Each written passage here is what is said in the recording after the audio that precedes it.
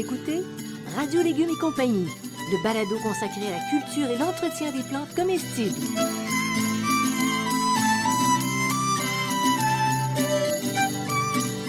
Laitue, basilic, plantation, poivron, bleuets, pollinisation, haricots, arrosage, fraises, insectes ravageurs et maladies, concombres. fertilisation. Radio Légumes et compagnie, le balado qui vous dit tout pour cultiver et entretenir simplement les plantes comestibles de façon naturelle.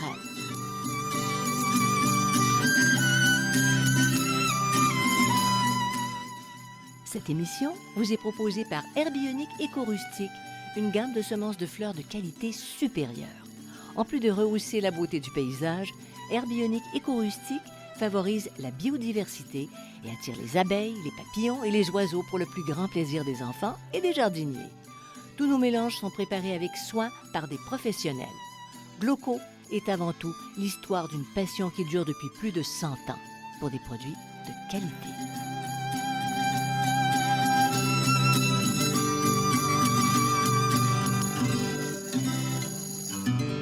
Salut tout le monde, soyez les bienvenus à Radio Légumes et compagnie. Salut Bertrand Dumont-Argousier. Bonjour Janine Ross-Argousière.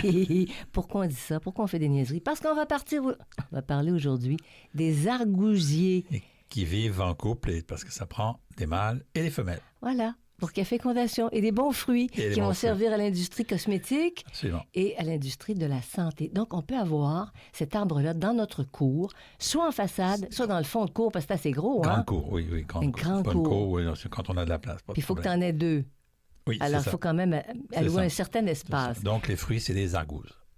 Ah, c'est cute. C'est connu depuis combien de temps? Au Québec, est-ce que c'est vraiment connu? C'est récent, mais c'est originaire d'Europe et d'Asie. Et donc, c'est connu depuis l'Antiquité pour ses vertus médicinales et c'est aussi utilisé en médecine traditionnelle asiatique, notamment chez les Chinois. Donc, il y a vraiment... fait très, très longtemps qu'on connaît l'argousier, mais ça fait peut-être 20-25 ans qu'on parle de l'argousier au Québec. Et ça s'acclimate très, très bien à notre climat. Oui. C'est ça, hein? Oui. Alors, qu'est-ce qu'on consomme dans cet arbuste? C'est un arbuste. Peux-tu dire que c'est un arbuste quand même gros? C'est un gros arbuste. C'est un gros arbuste. Oui. Qu'est-ce qu'on consomme? Qu'est-ce qu'on peut consommer là-dedans? Les fruits jaunes, oranges ou rouges, apolis. C'est principalement ce qu'on va utiliser. Apolis? Oui. Parce qu'il y en a qui ne sont pas apolis, les argousiers? Non, mais c'est la description du fruit, là. OK. Ils sont jaunes, oranges ou rouges et ils ont une peau lisse pour les reconnaître. Et non police? Non, police, non. Oh, d'accord. Combien il y a de variétés d'argousiers à peu près? Donc, il y a une douzaine de variétés femelles, puis 3 variétés mâles. OK? Et il y a un cultivar compact. Un cultivar compact? Compact qui est une femelle, je pense. Donc, tu aurais une petite femelle, puis donc, tu serais obligé de prendre... Tu peux avoir un gros mâle et puis des petites femelles. Sérieux? Oui. Ah oui? Donc, puis plusieurs petites femelles. Oui. Donc, ça produit encore plus. Oui. Un plant compact, est-ce que ça produit davantage qu'un gros plant? Non, jamais. Jamais? Jamais. Un gros plant produit toujours beaucoup plus parce qu'il y a beaucoup plus de tiges, beaucoup plus de branches et ça, c'est toujours plus. Mais compact, comment? Il atteint quel de mémoire, là, c'est 1 mètre 50, 2 mètres, là. Alors que l'argousier, lui, il obtient 3 mètres de haut par 3 mètres de large. C'est ça. C'est plus petit. Mais quand même, c'est intéressant. Oui. Puis pour la cueillette, c'est peut-être plus facile. Oui, c'est sûr. Que d'être obligé de sortir les échelles. Voilà. Alors, à quoi ça ressemble, l'argousier? Donc, c'est un gros arbuste. Je viens de le dire, 3 mètres de haut, 3 mètres de large. C'est un feuillage grisâtre, donc c'est assez facile à reconnaître. C'est beau! Mais, attention, c'est plus ou moins épineux selon la variété. Ah. Les tiges, sur certaines variétés, il y a des tiges, des épines qui sont extrêmement acérées.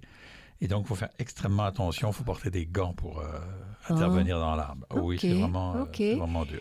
Puis, est-ce que les variétés qui ont moins d'épines sont aussi bonnes que celles qui ont des épines? Parce que c'est comme si la plante défendait son fruit. J'ai jamais mangé d'argousier, donc je ne pourrais pas te le dire. Oh! Je ne le sais pas. Mais il y a des producteurs au Québec maintenant.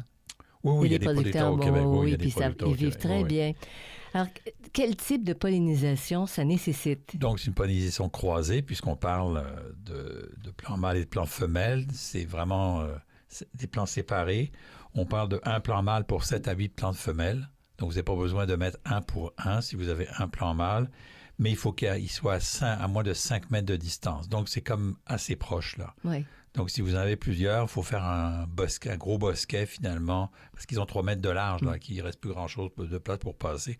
Donc, il faut faire un gros bosquet pour les cultiver. On pourrait dire que c'est sur des gros terrains où tu n'en as que 2, tu as le couple. Tu prends le couple. Oui, c'est ça. Donc, sur un petit terrain. Si on passe à la polygamie, là, tu as un problème d'espace. Oui. Toujours, dans la polygamie, tu as toujours un problème d'espace. Ça fait toujours être compliqué. Ça prend toujours pas mal plus de chambres. Ça prend pas mal plus de feu. Alors, combien de temps il faut attendre pour la première belle récolte? À partir du moment où tu as évidemment planté. Bon, c'est 3 à 4 ans pour la mise à fruit environ.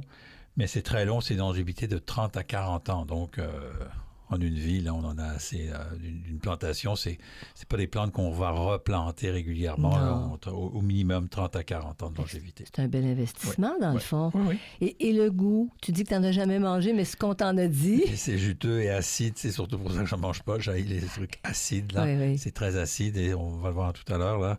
C'est pour ça que ça se mange rarement frais. Oui. C'est toujours tu la prêtes. Prêter, oui. Confiture, etc. Bon. Et puis pour l'aspect nutritif, ça, par contre, il y a long à dire. Là. Alors là, il y a long à dire parce que c'est extrêmement nutritif. Donc, excellente source d'antioxydants et de vitamine C. Rien que la couleur nous le dit.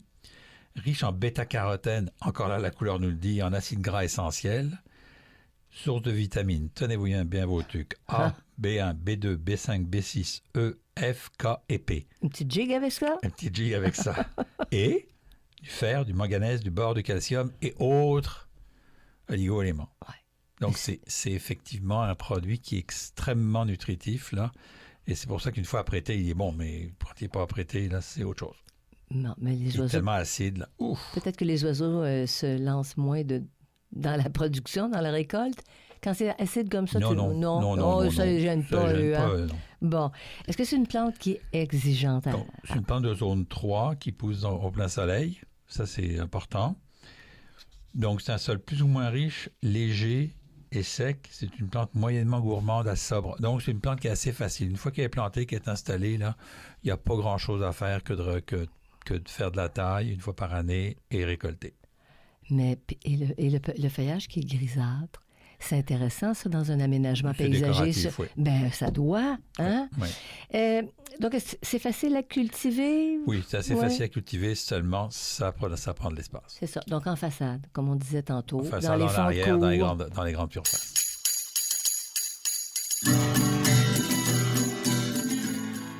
Vous écoutez Radio Légumes et compagnie, le balado consacré à la culture et l'entretien des plantes comestibles.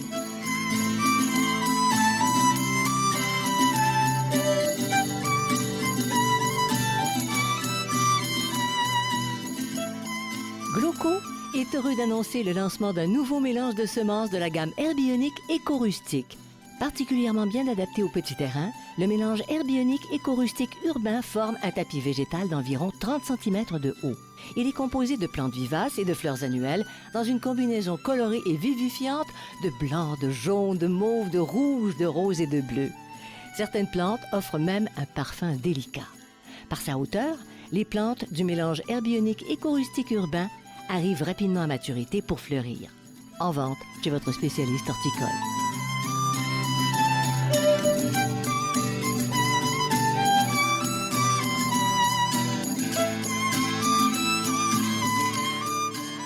Vous écoutez Radio Légumes et compagnie, le balado consacré à la culture et l'entretien des plantes comestibles.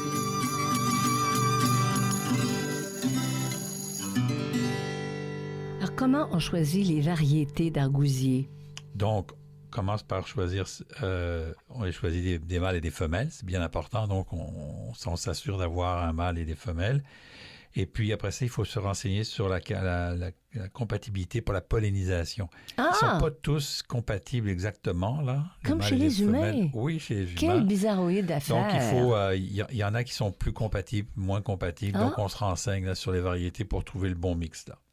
Donc, c'est important. Oui. Parce que tu pourrais avoir une production moindre si le mâle et la femelle ne sont pas compatibles. Ben, c'est ça. 2 argousiers qui ne s'entendent pas, ça se peut, ça? Ils s'entendent moins. Ah. Ils ne s'entendent pas, c'est qu'ils s'entendent moins. Mais tu as intérêt à ce que ça s'entende pour donner des enfants forts. Oui, c'est ça. Comment tu plantes l'argousier? Ben, c'est comme un arbuste, OK? On a une distance de plantation de 3 mètres à 3 mètres 50. Il faut quand même qu'il y ait de la place pour pouvoir, cultiver. C'est une transplantation moyennement facile. Donc, les premières années, il va falloir suivre l'arrosage et ainsi de suite, là. Parce que il n'y a pas un gros enracinement au départ. OK? Donc, il faut bien faire attention. Mais il faut surtout éviter les sols mal drainés et inondables. C'est une plante qui n'aime pas, qui est une plante de sol sec, une plante méditerranéenne beaucoup.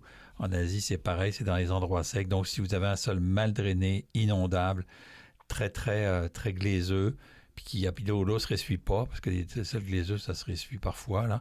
Il faut faire très attention. Donc, il a les pieds dans l'eau, il ne va pas aimer ça, puis il va dépérir. Ça va mourir, c'est ça.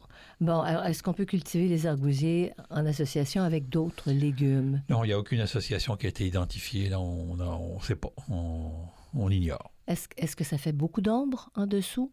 Oui, un petit peu, là, mais ouais. on peut mettre juste du gazon ou du paillis, il n'y a pas de problème. Maintenant, la taille. Là, tu dis attention, Oui. parce qu'il y a un petit secret. Bon, la fructification a lieu sur les rameaux de 2 ans. Donc, la tige qui va fleurir la première année n'a pas de fruits. Et donc, si on désire tailler ou éclaircir la plante, on coupe la branche de 2 ans. Ce que font certains, c'est même qu'ils coupent la branche une fois pleine de fruits pour les récolter. C'est aussi une technique qui est utilisée. Mais tu es sûr de ne pas couper les mauvaises branches dans ce temps-là? Mais c'est ça. Donc, on coupe la branche. Une fois qu'on a récolté la branche, c'est là qu'on peut les couper pour produire de nouvelles branches. C'est une très bonne idée. Et est-ce que ça produit les fruits au même moment? Oui, pas mal, oui. Pas mal. Donc, ça te permettrait de couper la branche, puis tu ne te trompes pas. C'est ça. Puis, ça veut dire que l'année d'après, c'est les autres branches. Oui, c'est l'année d'après les autres branches. Donc, c'est jamais la branche de l'année, c'est la branche de la deuxième année qui va porter des fruits.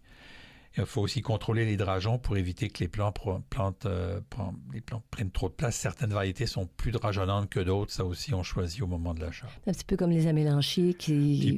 ça drageonne. Ça drageonne un petit peu. Bon. Et l'entretien maintenant? Ben, l'arrosage est presque inutile, hein? Donc pas de problème. Et puis, on fertilise seulement si on voit que la plante ralentit sa croissance. Donc, il n'y a rien à faire finalement. C'est une plante qui va pousser de manière tout à fait naturelle. Facile. Ouais. Et puis tiens, puisque c'est un incontournable, puisqu'on en parle depuis le début des balados, les ennemis de l'argousier. Alors, les insectes ravageurs, chenilles défoliatrices, les pucerons, les tripes, les acariens, les cochenilles. Donc, on vérifie ça. Ce pas des problèmes qui sont très importants, mais qui peuvent arriver. Je vous les donne pour que vous le sachiez. La flétrissure des verticilliums et des fusariums, ça, c'est plus souvent. Souvent, les plantes qui ont 5, 6, 7, 8, 9, 10 ans, souvent, il y a des verticilliums et des fusariums qui arrivent. Ce qui est important quand on voit les premiers symptômes, c'est de couper les branches. OK? Puis si vous avez une plante qui est attaquée complètement, c'est de complètement l'arracher et de la brûler. OK? On en a ici des verticilliums, des fusariums dans le quartier sur des érables. Oui. Puis la ville n'a pas coupé les branches d'un arbre et on est après en mettre partout dans le quartier. Infester, oui. On retrouve aussi des pourritures. De la pourriture dans l'argousier. Oui. Et puis, il y en a 2 autres qui sont friands des argousses. C'est les oiseaux et les chevreuils. Mais c'est assez compliqué à protéger les plants pour récolter les fruits avec les oiseaux parce que c'est assez gros. Là, mettre des toiles, c'est assez important. Puis les chevreuils, ben ça aussi, ça aime l'argousse. Donc, mais les oiseaux, ils en raffolent aussi. Donc, ils se foutent des épineux. Oui, ben oui. Il n'y a aucun problème, c'est ça. Ils savent y faire. C'est comme des Japonais, tu sais. Il y a des milliers de Japonais qui se croisent, ils se touchent jamais, tu sais. Ils ont quelque chose dans leur cerveau qui leur fait penser qu'ils peuvent... Ils se croisent. Nous, on se croise, puis il manque de place, puis on se rentre dedans. On vit en Amérique aussi. C'est ça. Vous écoutez Radio Légumes et compagnie, le balado consacré à la culture et l'entretien des plantes comestibles.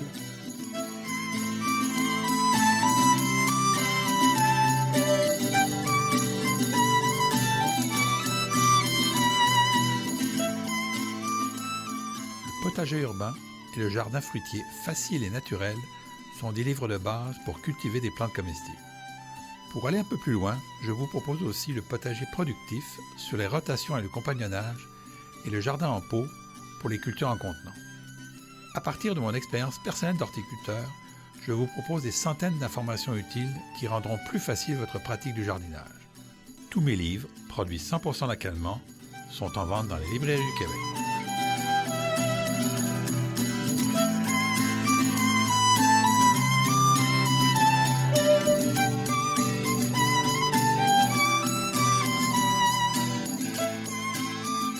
Vous écoutez Radio Légumes et compagnie, le balado consacré à la culture et l'entretien des plantes comestibles.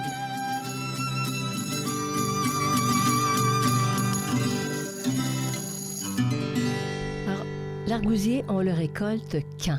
Alors, quand les baies d'argousse se détachent bien de leur pédoncule, il faut attendre qu'ils soient bien mûrs avant de les détacher.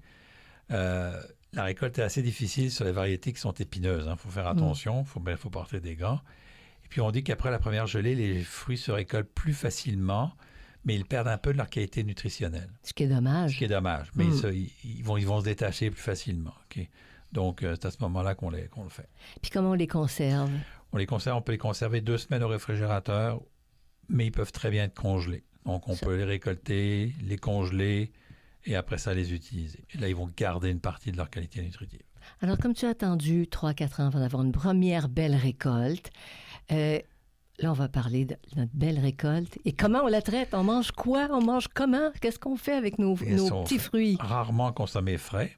Pourquoi? Parce que, à moins que vous ayez des trucs très acides, là, je connais qui mangent du citron, qui est direct, là. Moi, je ne suis pas capable, c'est trop acide. Donc, on peut en général, sont transformés en compote, en gelée, en sauce, en confiture, en jus ou en sirop. Donc, on le voit d'ailleurs sur le marché, là, il y en a. Utilisé aussi en pâtisserie. Qu'est-ce qu'ils en font? Oh, ils en font en forme de gelée, de sauce, de jus de sirop, ils l'utilisent. On en fait une huile aussi, pressée à froid. Elle peut être utilisée en complément alimentaire, comme médicament, notamment en pommade ou comme cosmétique. Donc, on le presse, il y a de l'huile. Cette huile-là va être utilisée donc comme médicament. Mais est-ce que ça veut dire qu'il y a un noyau dans le fruit? Oui. Et l'huile vient du noyau? En partie, oui. C'est ça, Donc, c'est aussi des huiles essentielles. Et les feuilles peuvent être consommées en thé ou en tisane. Ça, c'est intéressant. Fait que là, pour les utilisations médicales puis les tisanes, renseignez-vous, là. Et sur les huiles essentielles aussi, c'est pas ma spécialité de vous dire comment utiliser des huiles essentielles.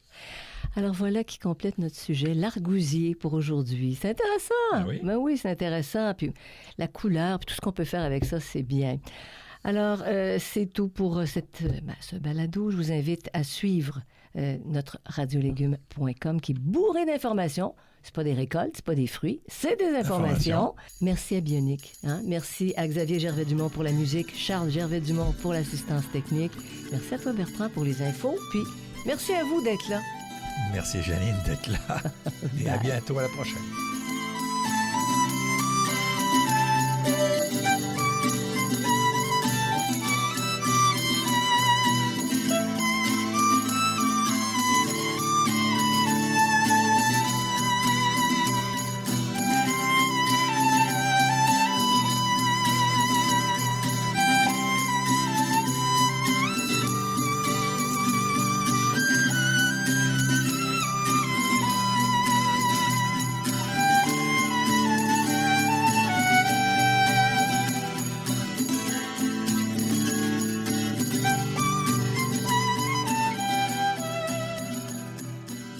Vous écoutez Radio Légumes et compagnie, le balado consacré à la culture et l'entretien des plantes comestibles.